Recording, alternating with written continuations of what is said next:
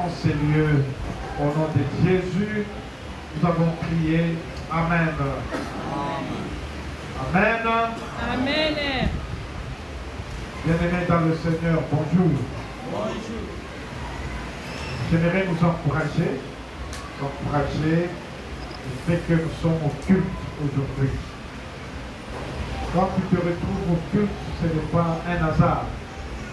Ce n'est pas un hasard, c'est Dieu. Il a voulu. Tu dois louer Dieu. Même moi, je dois louer Dieu parce que il a fait que je sois aujourd'hui au culte. Donc aujourd'hui au culte pour célébrer son nom. Pour célébrer son nom. C'est une réunion spéciale, un culte spécial. Nous avons voulu voir tous les serviteurs venir au deuxième culte aujourd'hui. Donc, pasteur ancien, diacre, diaconesse, aussi les personnes qui dirigent les mentors des pâturages, aussi ceux qui dirigent les départements, les sous-départements. Nous avons voulu voir leurs représentants venir dans ce culte d'aujourd'hui. Je ne sais pas si tout le monde est là. Tout le monde est là? Je ne pense pas. Je ne pense pas que tout le monde est là. Je ne pense pas que tout le monde est là. On a essayé de communiquer, de lancer, de communiquer, ayant l'habitude toujours de lire dans nos réseaux. Chacun se trouve dans un réseau là, soit du département, soit d'une activité de l'Église. C'est toujours mieux de communiquer, de dire qui est dans quel site pour avoir des informations et venir et être informé de tout ce que l'Église donne comme orientation. Amen. Amen. Amen. Nous allons lire un texte biblique. C'est la suite d'un texte que nous lisons d'habitude. Quand nous lisons Actes chapitre 2, verset 42. Mais aujourd'hui, nous allons commencer au verset 43. 43 jusqu'au verset 47. Nous allons mettre tous debout pour faire la lecture. Nous allons tous debout pour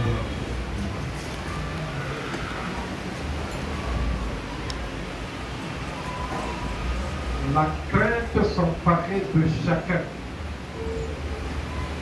Et il se faisait beaucoup de prodiges et de miracles par les apôtres. Tous ceux qui croyaient étaient dans le même lieu et ils avaient tout en commun. Ils vendaient leurs propriétés et leurs biens et ils partageaient le produit entre tous selon les besoins de chacun. Ils étaient chaque jour tous ensemble assidus au temple. Ils rompaient le pain dans les maisons et prenaient leur nourriture avec joie et simplicité de cœur, louant Dieu et trouvant grâce auprès de tout le peuple. Et le Seigneur ajoutait chaque jour à l'Église ceux qui étaient sauvés. Amen. Amen. Nous pouvons nous mettre. Nous allons faire des commentaires autour du thème. On va afficher ma vie au quotidien et le témoignage. Ma vie de chaque jour et le témoignage. La vie de chaque jour, chacun a sa vie de chaque jour. Si je pose la question, quelle est ta vie de chaque jour, chacun va présenter les habitudes de chaque jour et de l'évangélisation, à faire l'évangélisation. Bien aimé, comment lier ma vie de chaque jour, ma vie de tous les jours, et le témoignage et l'évangélisation. Comment je peux relier les deux. Je peux relier les deux. J'ai laissé qui est, nous venons du premier culte. On était dans le premier culte. J'étais très content. Premier culte, c'est un enfant d'un militaire qui a prêché. Vraiment, il a utilisé toute la vie de l'armée dans sa prédication. Alors, j'ai dit qu'alors, les enfants des militaires et les militaires sont beaucoup privilégiés pour bien comprendre la Bible. La Bible, parce que nous, les civils, quand on parle de l'ordre, on ne sait pas même définir l'ordre, c'est quoi.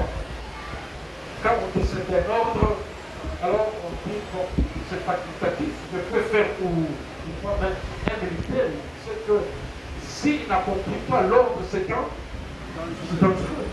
Pour lui, c'est grave. C'est très grave pour un militaire. Alors, un enfant d'un militaire a prêché ici, nous a aidé à comprendre l'ordre, c'est quoi. Quand on dit aller, cela veut dire quoi? Cela ne dépend pas de nous. Ça ne dépend pas de nous, ça dépend de celui qui a donné. Allez. Il y a je ne sais pas c'est où, je commence à oublier un peu quelqu'un de semaine. Dans la Bible, il y a quand même des gens qui ont eu plusieurs femmes. Qu'est-ce que nous allons faire? Il y a des gens qui ont eu des femmes, qui ont eu beaucoup de choses. On a posé cette question entre l'adultère et être polygame, qu'est-ce qui est mieux? Alors la personne a dit non, ce qui est mieux, c'est être polygame. Non. Être polygame, être adulte, tout est bon, tout est mauvais. Tout est mauvais. Donc la Bible en soi ne nous pousse pas à faire le mal. La Bible nous pousse à revenir à Dieu. Nous pousse à revenir à Dieu. Tout ce que nous sommes dans la vie de Genèse à Apocalypse, c'est pour qu'on revienne à Dieu. Revenir à Dieu part toujours d'un concept qu'on appelle le salut. C'est comprendre le salut. On ne peut pas prétendre revenir à Dieu si on ne passe pas par le salut. Par le salut. Je veux travailler pour Dieu. Tu travailles pour Dieu, tu deviens serviteur de Dieu, il faut passer par le salut. Je fais tourner tous les biens du Seigneur. Il y a quelqu'un qui m'a dit, ça je retiens, ça c'est aujourd'hui même dans mon bureau. Quelqu'un qui m'a dit que, il dit, pasteur, Dieu commence à me parler vraiment. Dieu commence à me parler. Moi je pensais que je servais Dieu, voilà ce que je faisais, mais je comprends que servir Dieu, il faut commencer par le salut. Le salut. Le salut. Je dois d'abord donner ma vie au Seigneur. Je dois donner ma vie au Seigneur. En soi, la Bible, quand nous la lisons partout, les livres, ainsi de suite, tout ce que nous pouvons faire, Dieu veut d'abord qu'on expérimente le salut. Le salut. Alors, le salut nous amène dans une vie, dans un processus. C'est comme par exemple, ça nous amène dans une vie de sanctification, n'est-ce pas?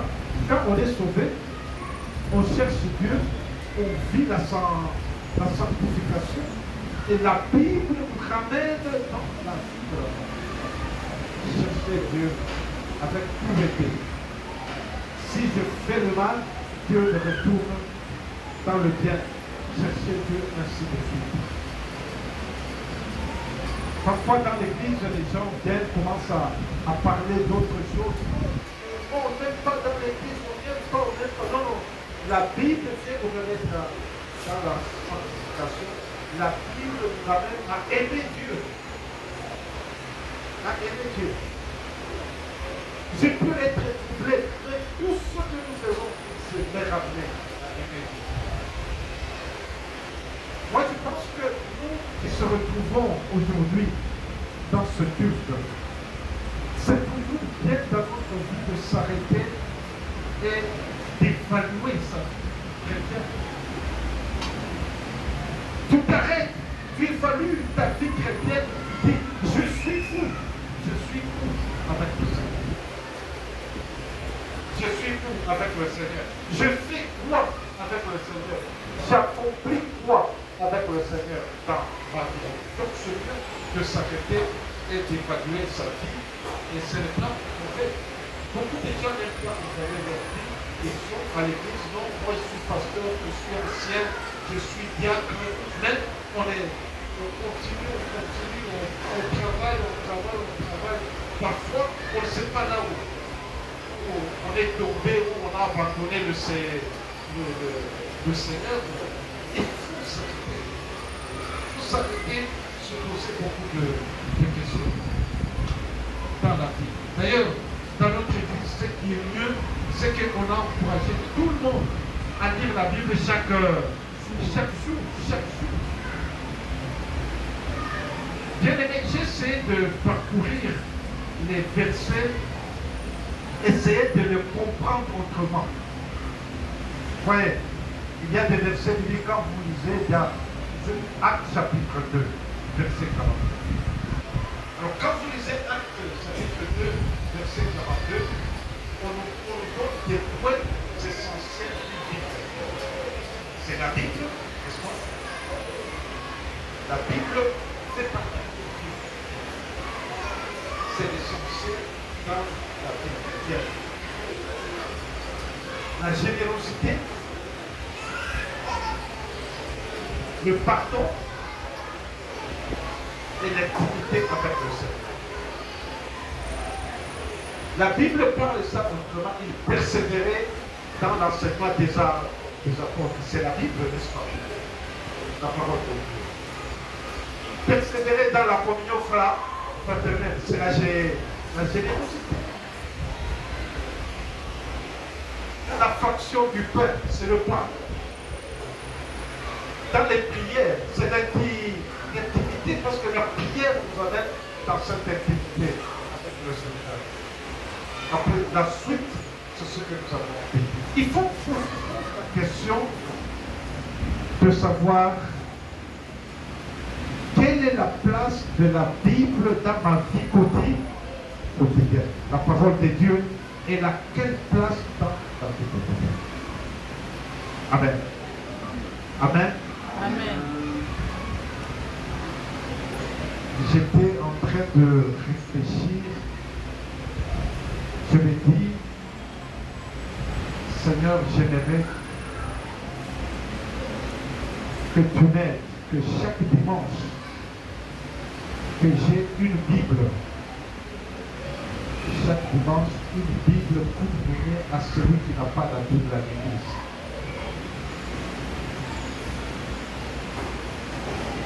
C'est sûr, je vais donner combien de Bibles par mois?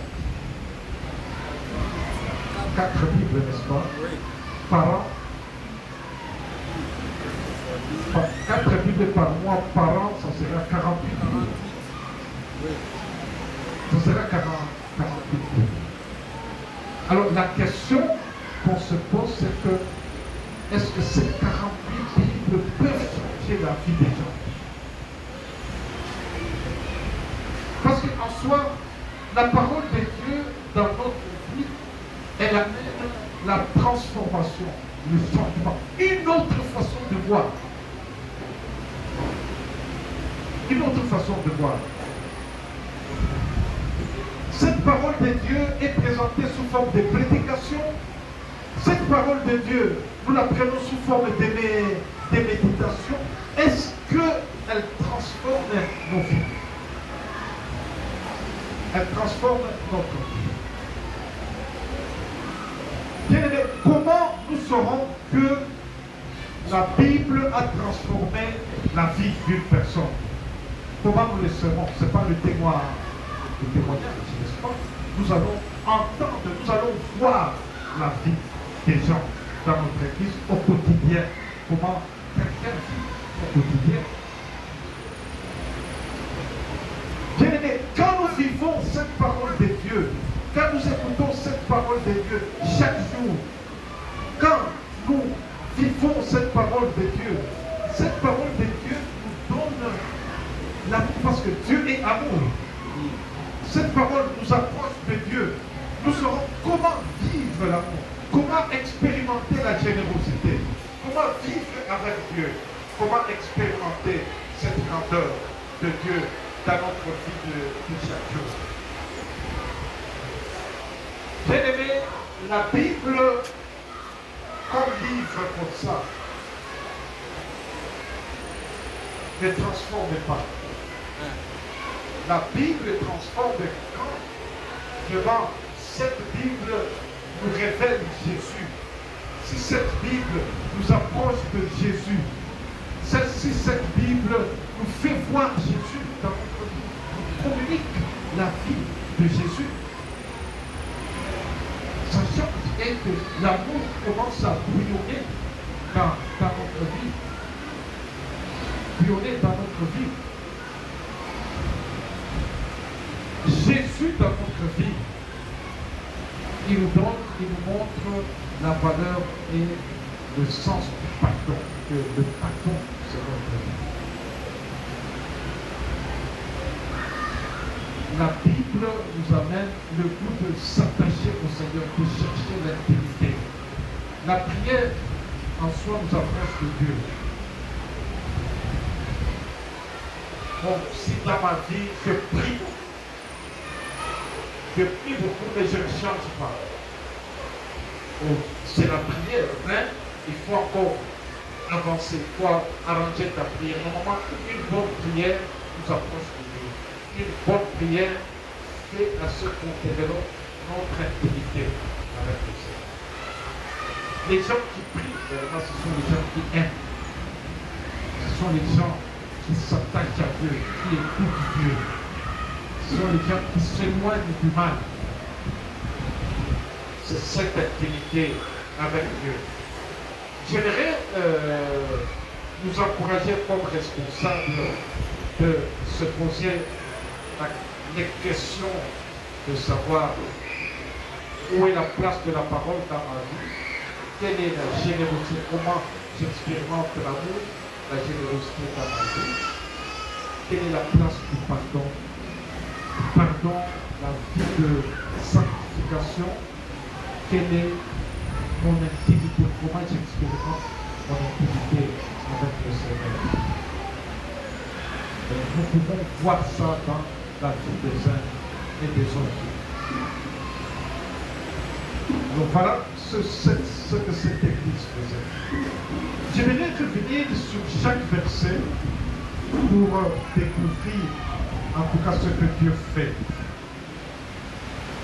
Bien-aimés, nous pouvons persévérer dans l'église, nous pouvons faire beaucoup de choses dans l'église. Dieu a besoin de voir ce que nous sommes devenus. Amen. C'est sûr. Je peux prêcher, je peux faire des longues prières, je peux avoir beaucoup de temps de dire beaucoup de choses, mais Dieu a besoin de voir quelque chose par ma vie. J'aimerais me servir de ce texte pour voir. Dans le verset 43, on nous dit dans cette église, naissante, cette église primitive, la crainte s'emparait de chacun. Et il se faisait beaucoup de prodiges et de miracles par les mains des apôtres. La crainte. Ce qui fait que Dieu a pris de la place dans cette église. Les gens pouvaient faire toutes choses en s'évaluant par rapport à Dieu. Vous connaissez ce qui est arrivé dans cette église quelque temps après cet événement, c'est qu'il y a un couple qui est décédé. Pourquoi? À cause du mensonge.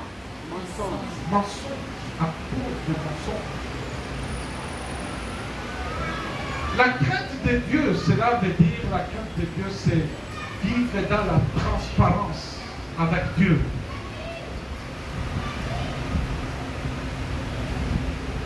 Bon, j'évolue à l'église, on prêche à l'église, je fais ceci, je fais. Est-ce que je suis transparent? Je suis transparent par rapport à comment Dieu, quand Dieu me regarde, ma vie, est-ce que la crainte de Dieu prend de la place dans ma vie? Cette crainte de Dieu, nous pouvons même parler de la sanctification. La crainte de Dieu, c'est considérer Dieu dans tout ce que nous faisons. Considérer Dieu dans toute la gestion de ma vie. J'entre dans un processus de ne considérer que Dieu. La façon de me comporter, la façon d'être avec mon épouse, d'être avec ma femme, la façon d'être avec mes enfants, mes parents, la façon de gérer les biens, de gérer l'argent que je touche, la façon de faire tout ce que je fais, de vivre avec les enfants, la façon de faire mon ministère, tout ça. Est-ce qu'il y a la sanctification? Il y a la crainte de Dieu. Il y a la crainte de Dieu. Bien, c'est une façon de s'épanouir. Je peux dire, je suis pasteur, je suis ancien, je suis diacre, je suis mentor, je suis ceci, je suis cela. Est-ce que la vie de sanctification est là? Est-ce que la crainte de Dieu est là? Comment j'évalue ma vie? Bien-aimé. Et il y a des prodiges et des miracles qui s'opèrent. Les miracles et les prodiges qui s'opéraient, ce n'est pas les apôtres.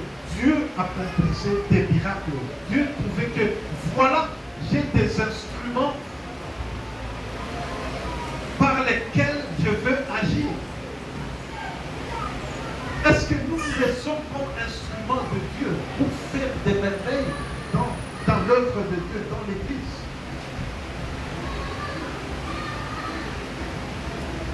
Dans le premier culte, on a parlé de la prière pour chasser les démons, ainsi de suite. Et Dieu a accompli ça. On nous a donné le texte biblique de Pierre et Jean qui ont fait lever le paralytique. Lève-toi et marche.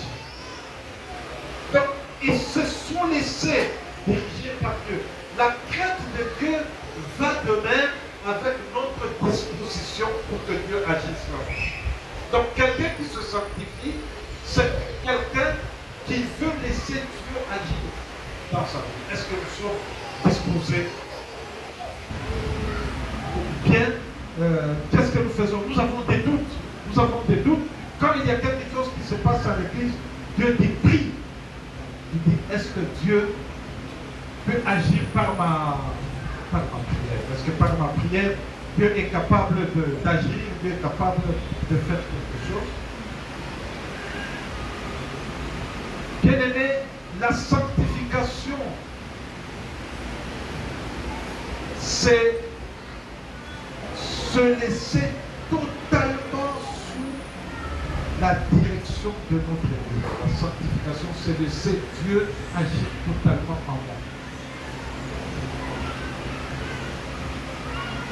Mais quand tu refuses de faire ce que Dieu veut faire en toi, c'est manque de sanctification. C'est la désobéissance. Et quand nous laissons Dieu agir en nous, nous pouvons opérer des grandes choses, des miracles, parce que nous sommes disposés. Je fais que ce que Dieu veut. Je vais accomplir ce que Dieu me demande de faire. J'aimerais que, en tant que serviteur, servant de Dieu dans notre Église, quelle est la place de la sanctification dans notre engagement? Dans notre engagement. Vous savez, le refus de répondre à l'ordre de Dieu, c'est le péché.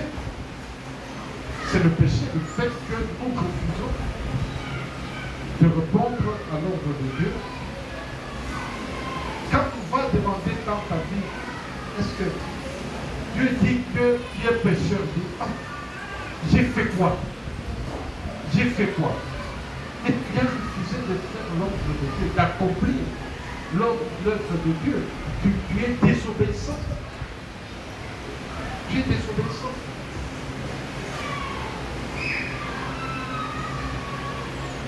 J'aimerais vous dire quelque chose, peut-être ça peut vous choquer, mais je vais quand même le dire.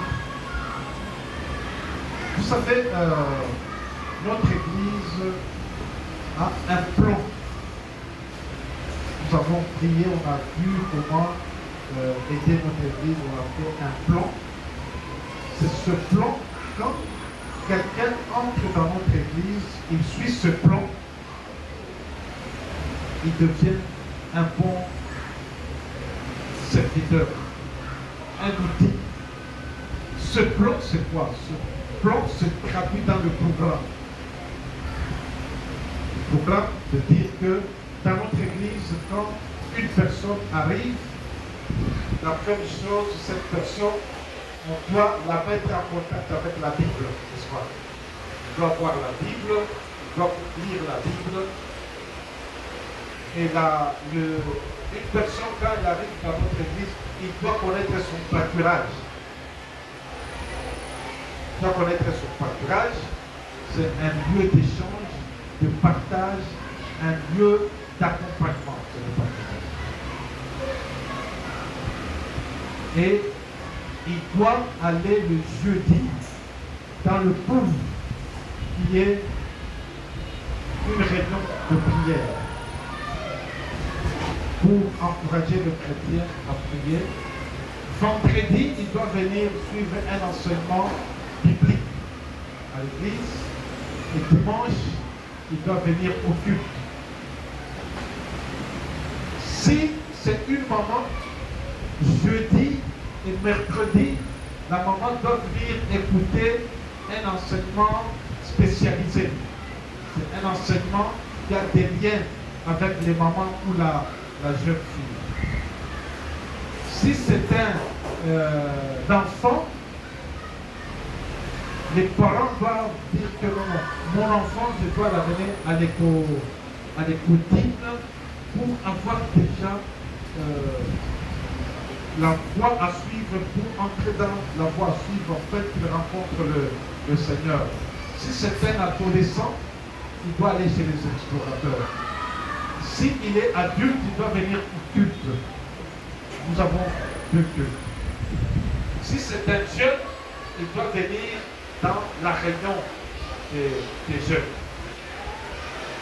Alors, il y a ce plan qui est traduit, qui est arrangé à l'église. Et ce plan, pour que ce plan soit respecté, pour que ce plan soit suivi, on y a mis des responsables, n'est-ce pas? On y a mis des responsables. Il y a le pasteur, il y a les anciens qui doivent gérer les poules, ils doivent gérer des poules. Il y a les mentors qui doivent faire. Il y a les diacres et les diaconesses qu'on a placés dans les pâturages. On les a placés dans le pâturage pour faire asseoir notre organisation qui est un canal pour faire des bons chrétiens. Pour que les gens deviennent des bons chrétiens. On a mis ça. Amen. Servir Dieu, c'est quoi? Être fidèle à Dieu, c'est quoi? C'est être fidèle dans les charges qu'on est dans. Être fidèle dans les charges pour qu'on accomplisse les plans de Dieu dans notre Église. Pour qu'on accomplisse les plans de Dieu dans notre Église. Bien-aimé, dans ma vie au quotidien, je dois faire ça. C'est en faisant ce travail que nous allons amener l'Église au niveau de la crainte du Seigneur. Amen. Bon, il y a ceux qui pensent que quand quelqu'un fait du mal, on vient dire non, toi tu as fait du mal, il faut te confesser. Non, il faut d'abord faire entrer quelqu'un dans le plan du travail. Amen. Moi, je sais qu'il y a des gens, quand il fait le mal, qu'un membre de l'église sait qu'il fait le mal, il va disparaître à l'église d'abord pendant ce temps-là. Après, revenir pour dire qu'ils ont un peu oublié. C'est comme ça que la personne revient à l'église. Il y a des gens, quand quelqu'un dit seulement le mal, même la prédication ici, tu vois, quand nous prêchons, on prêche comme ça, quelqu'un peut dire non. Ah, cette histoire qu'on a, le pasteur est en train de dire, peut-être on lui a dit ça. On lui a dit, après il commence, non, votre église, on ne fait qu'entrer dans la vie privée des gens. Donc l'église attend, chacun vient avec sa conception. Chacun vient avec sa façon de voir. C'est pour cela qu'il y a ce plan de travail. Ce plan qui permet, si une personne suit le programme de l'Église, si quelqu'un entre dans cette façon de faire de l'Église, il va constater Jésus qui commença à entrer dans sa vie et corriger beaucoup de choses. Corriger beaucoup de choses. Nous qui sommes des responsables, nous sommes aussi responsables de beaucoup de situations que nous vivons dans l'Église. Si on est arrivé parfois, moi ça me fait mal quand tu apprends que un membre de notre Église a un tel problème. Mais tu te dis, s'il suivait la voie de Dieu, il ne pouvait pas même entrer dans ce problème. Il ne pouvait pas avoir ce problème. Il ne pouvait pas. Parfois, je me sens très touché, pas touché que lui il a fait mal. Je suis touché parce que j'ai dit que l'Église n'a pas fait son travail. Beaucoup de situations que nous avons dans notre Église, en soi les responsables, ce ne sont pas cette personne. Les responsables, c'est nous, les dirigeants de l'Église. C'est nous les dirigeants de l'Église, c'est nous qui avons des responsabilités. Nous ne jouons pas notre rôle. Jouer son rôle, ce n'est pas aller dire aux gens tu as péché, il faut changer, tu as péché. Non, jouer le rôle, c'est faire ce qu'on t'a donné comme responsabilité. Ce qu'on t'a donné comme responsabilité. Parce que c'est toi qui ne peux pas changer. Si tu veux changer, j'ai quelqu'un que je connais dans notre église, il ne vient plus à l'église. Un jour, je l'ai rencontré, je dis, mais je ne te vois plus dans l'église. Parce que bon, il m'a dit un problème là que je ne connaissais même pas moi. Moi, le pasteur, je n'étais pas même au courant de. J'ai dit, c'est pour ce problème que moi-même, le pasteur, je ne suis pas au courant que tu ne viens pas à l'église. Moi-même, je ne suis pas même au courant du problème. Mais après, je lui ai posé la question, est-ce que même ce problème-là, tu trouves que c'est normal? Pourquoi tu venais à l'église? Le problème n'est pas normal. Tu ne pouvais pas même aider cette fille. quand tu cesses de venir à l'église, donc tu dis que ceux qui t'ont reproché ont tort. C'est toi qui as raison. Toi, tu n'as pas raison. Et sauf moi, ce qui me dérange, c'est faire fuir quelqu'un qu'on pouvait aider d'une autre façon. Bien aimé, j'aimerais vous dire que nous sommes responsables des gens qui fuient l'église. Nous voulons, quand quelqu'un quitte notre église, c'est pour aller commencer une autre église. Quand quelqu'un qui se patauge dans le péché et il part avec ses péchés. Avec ses péchés. Et chacun de nous est responsable à son niveau. Soit pasteur, soit ancien de l'église, soit mentor, soit diacre, ainsi de suite. Chacun est responsable de la situation. La question que je pose, comment, quand je pose des questions, pourquoi ça, on n'a pas fait ça, pourquoi tout le monde dit je suis surchargé. Le problème c'est que ma vie au quotidien, je suis surchargé. Je suis surchargé. Ma vie au quotidien ne me permet pas de faire ça. Amen. Jésus montre aussi que c'est lui qui doit être la première priorité. La première priorité. Cherchez premièrement Dieu et son royaume. Premièrement. Mais nous voulons voir des serviteurs qui cherchent Dieu premièrement dans la tâche qu'on leur a confiée. Il y a ce texte qui me fait rire parfois quand Jésus dit aux gens, suis-moi, laisse-moi d'abord aller enterrer. Enterrer qui? Enterrer qui? Laisse-moi aller enterrer mon père, enterrer. Mais Dieu dit, viens et est-ce que ce n'est pas bien d'aller enterrer si ton père meurt le jour de l'enterrement, tu viens ici à l'église. Hein? Ton père meurt, on dit on va l'enterrer dimanche. Tu viens à l'église, tu dis, Jésus a dit, laissez les morts enterrer les morts. Toi viens, suis-moi. Et dimanche, tu dis, dès que vous me voyez ici, on est en train d'enterrer mon père. Moi, j'ai décidé de venir à l'église. C'est ce qui montre qu'on n'est pas chrétien. Non? Ce verset veut nous dire que Jésus doit être notre priorité. En tout, il doit être notre priorité. Pas seulement pour enterrer les morts. Notre priorité.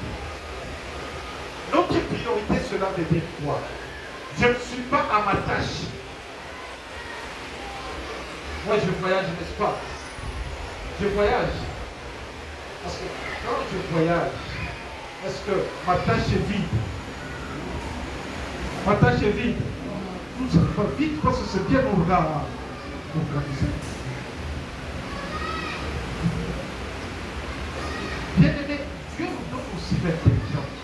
Quand nous aimons le Seigneur, quand la crainte de Dieu est en nous, on se sent. Il y a des gens qui sont tellement irresponsables. Il n'est pas venu à sa tâche. Il ne sait pas même comment les choses vont se passer là où lui n'est pas. Il ne sait pas. Il ne sait pas. Bien aimé, la sanctification nous amène dans une vie d'ordre. L'ordre aussi fait partie de la sanctification. Voilà. Tu entres dans la maison de quelqu'un, il est chrétien, vous pouvez l'écouter, jeter en un désordre, de brûler ici des casseroles comme ça. Vous savez que la sanctification, c'est souvent dans l'ordre. Pourquoi nous, les Quinois, on a trop de problèmes? Les Quinois, nous, les Quinois, nous aimons bien s'habiller, n'est-ce pas? Mais allez voir là où nous vivons.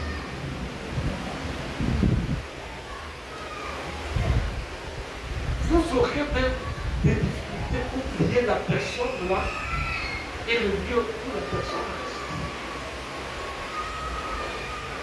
C'est ça le désordre. C'est ça le vrai désordre.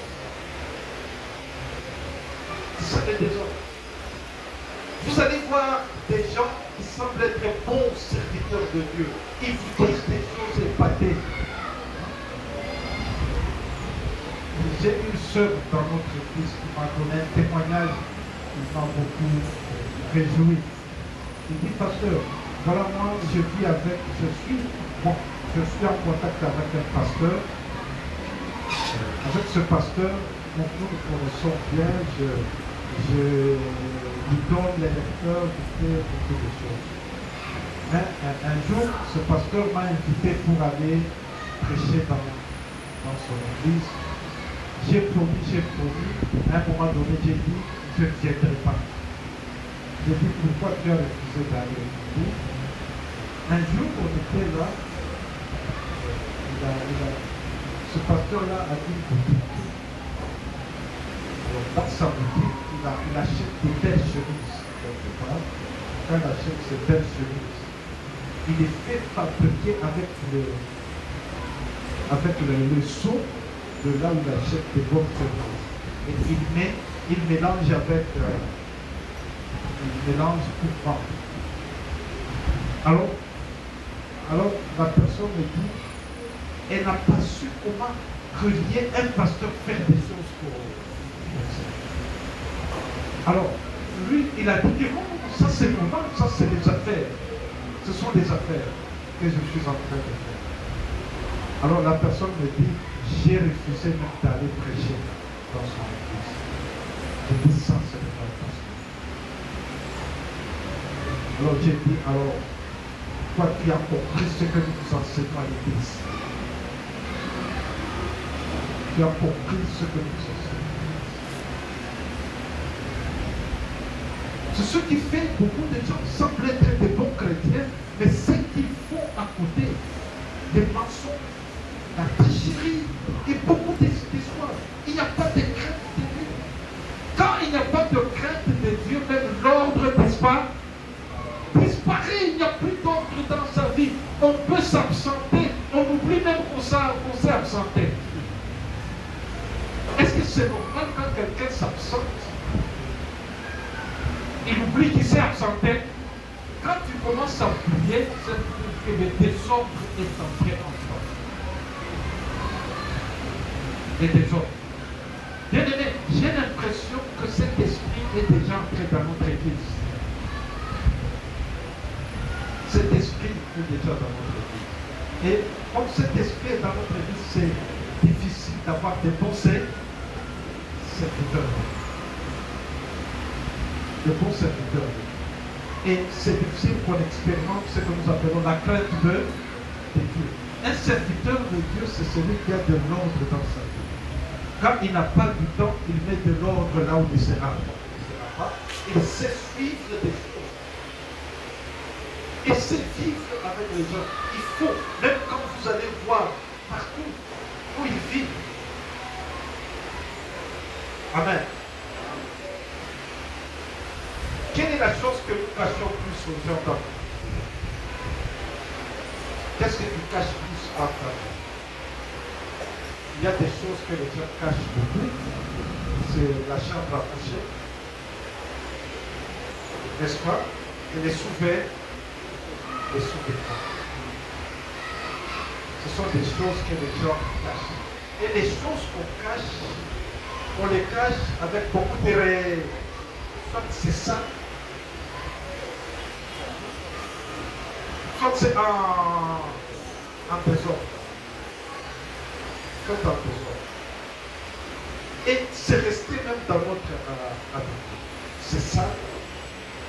Les sous-vêtements, on n'en tient pas compte, c'est trop sale pour que les gens voient ça. Encore, la chambre à coucher, c'est des eaux. Aussi longtemps que les choses que tu caches sont sales, cela veut dire qu'il y a encore des désordres en toi. Il y a des désordres. Il y a des désordres. J'aimerais aussi vous dire, ceux qui ont une chambre à coucher désordonnée, ils doivent mettre encore de l'ordre dans leur vie. Ceux qui ont des sous-vêtements sales, ils doivent mettre de l'ordre dans leur vie. Bien aimé, quand la crainte de Dieu vient, ça touche presque beaucoup d'aspects dans la vie. Même l'argent. Même l'argent. Je disais, peut-être les gens pentecôtistes. Moi, c'est le début de la vie. Je disais aux gens pentecôtistes, aidez-nous pour que chaque membre de notre église donne la dîme. Cherchez des moyens pour que les gens donnent des dîmes à l'église. Nous serons une bénédiction. Nous allons amener les gens dans la bénédiction de Dieu. Voilà. Les gens qui ne donnent pas la dîme, c'est un désordre. Quelqu'un qui a son argent, qui a touché son salaire, mais il dit non, je ne donne pas. Donc il y a un désordre qui plane encore dans la vie. Il y a un désordre. Il y a un désordre. Il y a aussi des gens qui sont là pour empêcher les gens à faire le bien. Si vous voulez faire le bien, non, il ne faut pas faire ça. Il ne faut pas faire ça. C'est pour ça. Donc, ce sont des choses cachées. Ça montre qu'on a des désordres.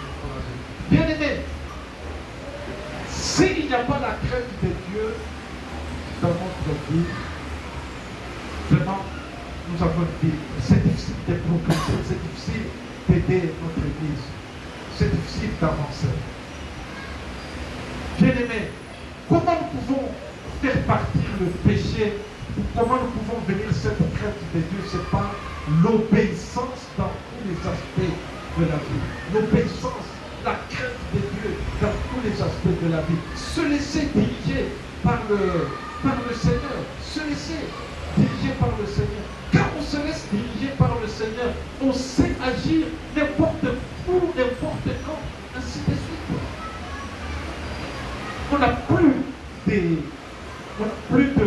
des obstacles parce qu'on vient à servir totalement le Seigneur, la crainte de Dieu.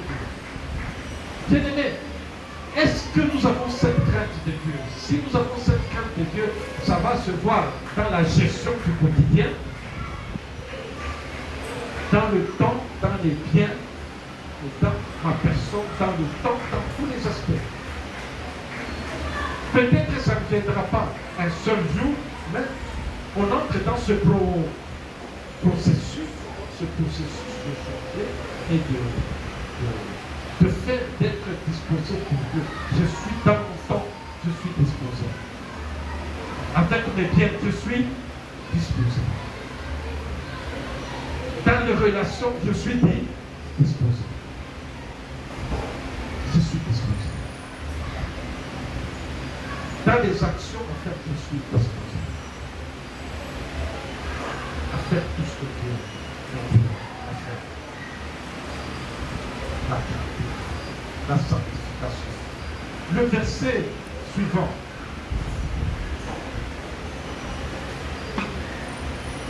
Tous ceux qui croyaient étaient dans le même lieu et ils avaient tout ça en commun.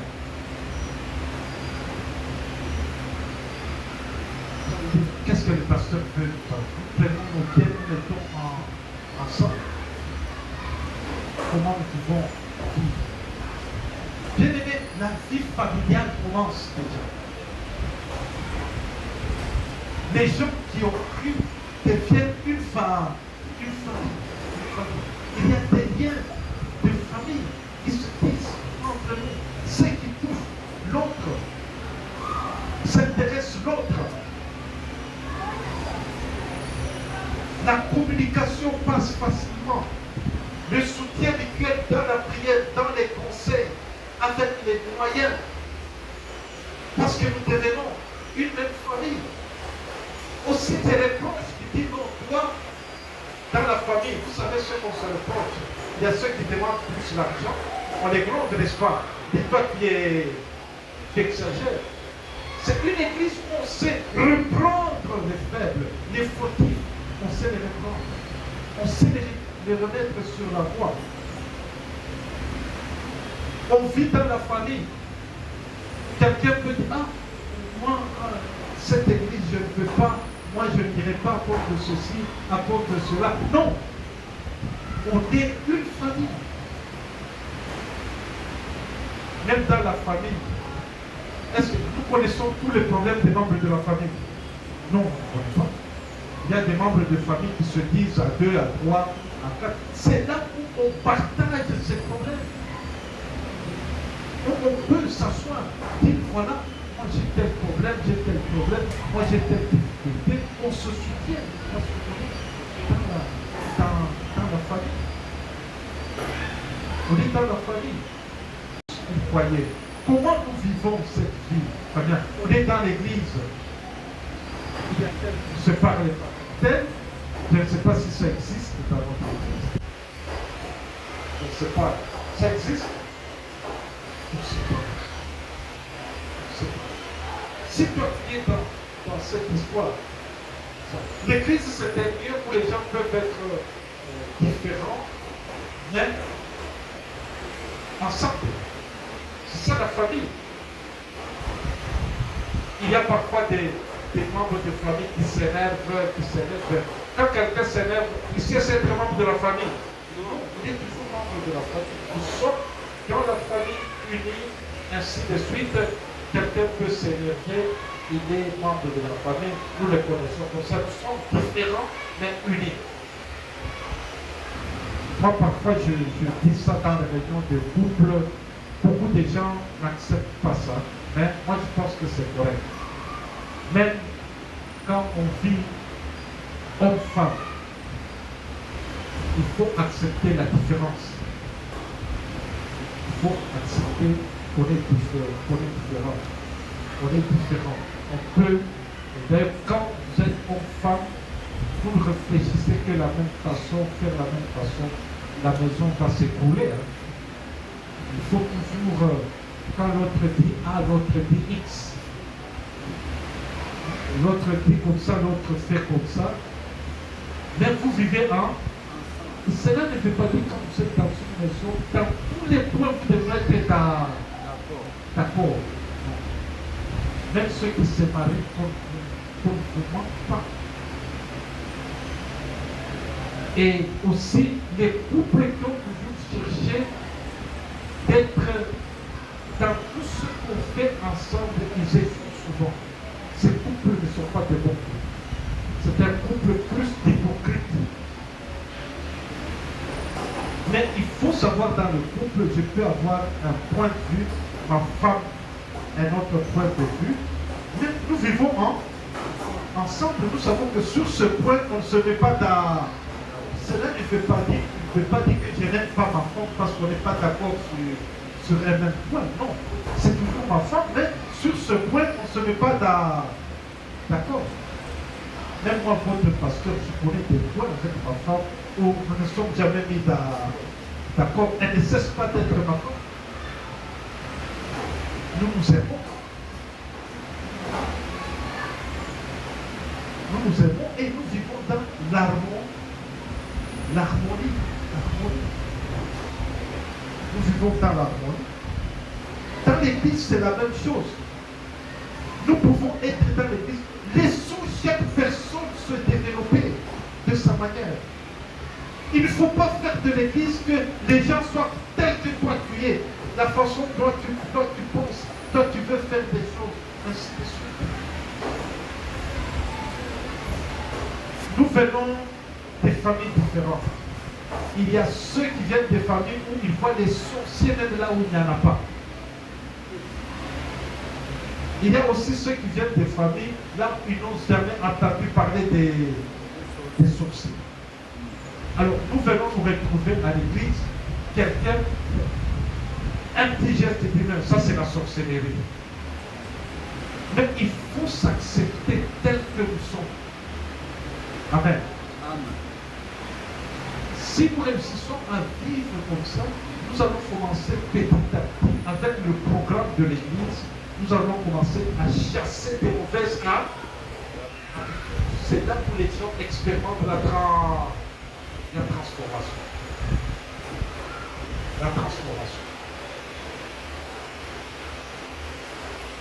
Il y a ceux qui sont à l'église, même si vous faites comment ils considèrent qu'ils ne sont pas aimés. Même si vous faites comment, frustrés à tout moment. Mais c'est en vivant ensemble à l'église que les gens sauront la chaleur. Sauront la chaleur. Moi, un jour, je brodais à une nièce qui m'appelait. Quand elle m'appelle, c'est m'embêter. Beaucoup de problèmes. Un jour, elle m'a appelé, j'ai dit, je veux la recevoir seulement quand je serai calme. Parce qu'elle m'appelle. Quand elle m'appelle comme ça, il y a un problème. Alors quand j'étais calme, je l'appelle, je dis, c'est quoi? D'ailleurs, avec un ton un peu dur, c'est ma nièce. Un ton il dit, elle demandait le numéro de mon pantalon parce qu'elle voulait m'acheter le veste de la veste.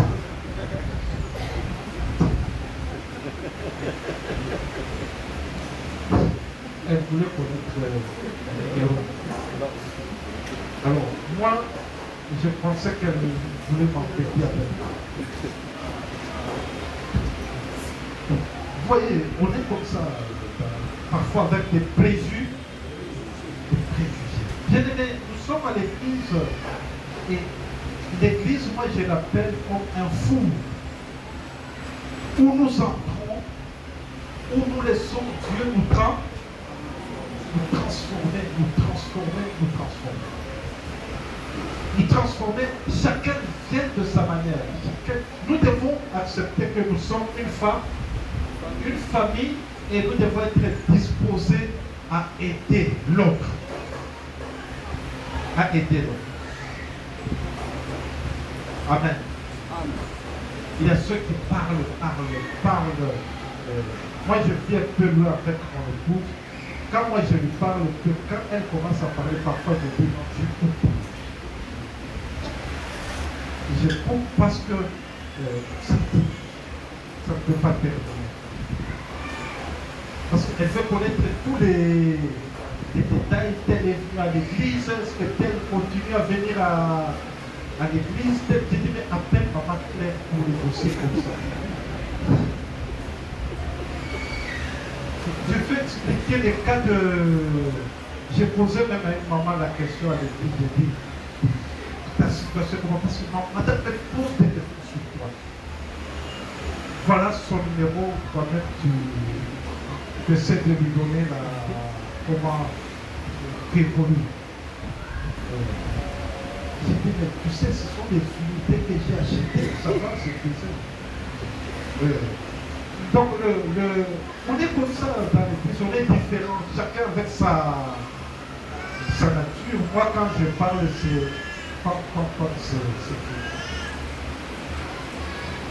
elle doit s'exprimer. Alors, il faut que je lui dise qu'elle devienne pour moi. Ça, c'est tuer la maison. Ça, c'est mettre la maison en moi.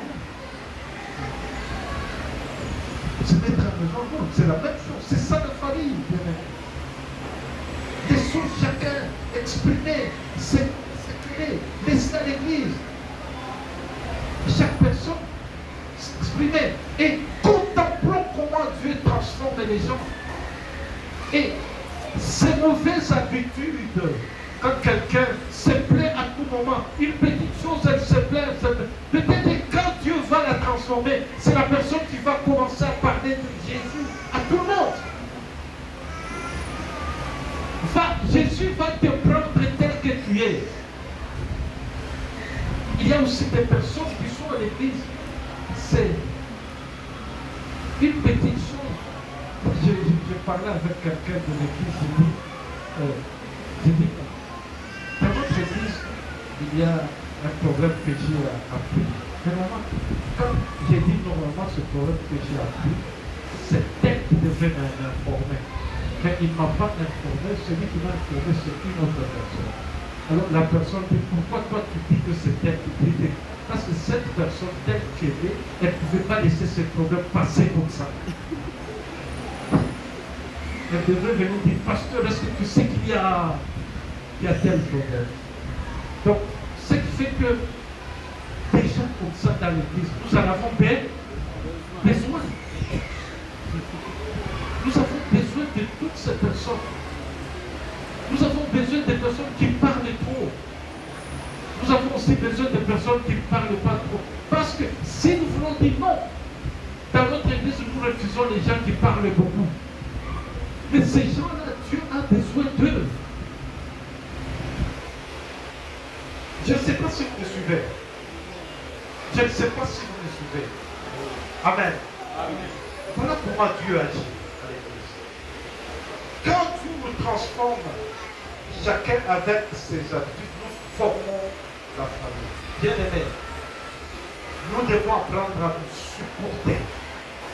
À nous supporter en laissant Dieu agir lui-même, en nous transformant, en se soutenant les uns des autres. Nous devons nous soutenir. Le verset 45. Ils vendaient leurs propriétés, leurs biens et en partageaient les produits entre nous selon les besoins de Dieu. La générosité. La générosité doit nous caractériser. Le verset 46. Ils étaient chaque jour tous ensemble assidus au temple, au paix de pain dans les maisons et prenaient leur nourriture avec joie et simplicité de cœur. Ils étaient au temple.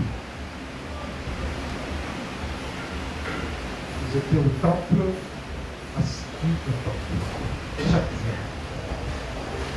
Vous savez, le temple, pendant ce temps-là, c'était un seul temple. Mais ils rompaient les pains où? Au temple? Dans les maisons, parce qu'ils ne pouvaient pas faire, parce que rompre le pain, les Juifs étaient contre, c'était la Sainte Seine. Parce qu'ils entraient au temple, mais la Sainte Seine, ils allaient vivre à cause de Jésus, se rappeler de Jésus. Parce qu'ils ne pouvaient pas faire ça au temple. Et ils prenaient leur nourriture avec cette esprit. C'est l'agapé, n'est-ce pas? Partager la nourriture, ainsi de suite. Les gens se côtoyaient, les gens se rappelaient du péché, tous abandonner le péché. Mais la question que je me pose toujours dans notre église, quel est l'impact des relations? Quelle est ta relation avec telle personne dans le temps? Quel impact? Ta relation avec tel autre, quel est l'impact? Les gens parfois ils se voient pour critiquer, mais les gens ne se voient pas pour abandonner le péché, pour réfléchir, pour prier, pour voir comment l'Église peut aller de l'avant. Alors au verset 47, le résultat c'était la louange était leur vie. La louange était leur vie. Et ils trouvaient aussi grâce auprès du peuple. Donc tous ces gens qui les voyaient disaient que réellement ce sont les enfants de Dieu, ce sont les enfants de Dieu. Et c'est comme ça que les gens venaient s'ajouter à eux. Venaient s'ajouter à eux. Bien-aimés, ce que Dieu veut faire, ce que Dieu veut accomplir dans notre vie, c'est que les gens parviennent au stade. Ta vie, tu l'as, ton ministère, tu l'as pour que les gens parviennent au salut.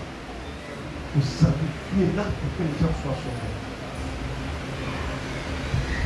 Une église a sa valeur quand une église amène des gens au salut.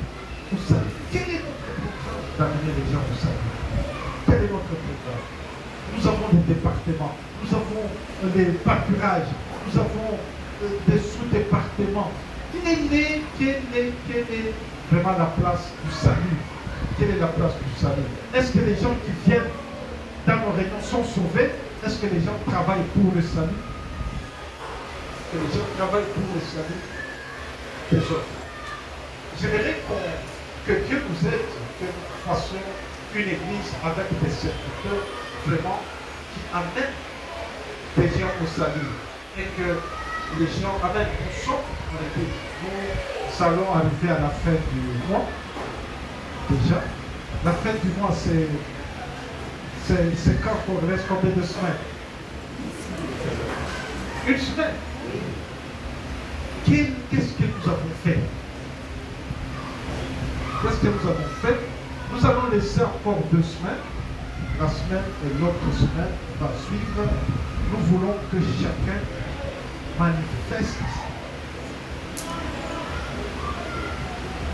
ce qu'il doit être par rapport à Dieu et par rapport au salut. Partout où tu es, seul, dans le pâturage, dans le cours, dans le département, partout, ta présence apporte toi. Ça donne le goût déjà au salut. Tu fais toi. Bien-aimé, Dieu ne nous a pas appelés au hasard. Il peut t'appeler, il y a encore des faiblesses. Notre église, c'est comme j'ai un fou, notre église a un programme. Nous devons travailler pour que les gens respectent le programme de l'église. Nous devons travailler pour que les gens respectent chacun à son niveau. Qu'est-ce que moi j'ai fait pour que les gens qui arrivent respectent le programme de l'église? C'est ce programme de l'église qui amènera les gens dans le changement. Dans le changement à vivre la famille. Il y a des gens qui sont dans l'église qui n'arrivent pas à sentir qu'ils sont membres de la famille. C'est nous qui allons les pousser.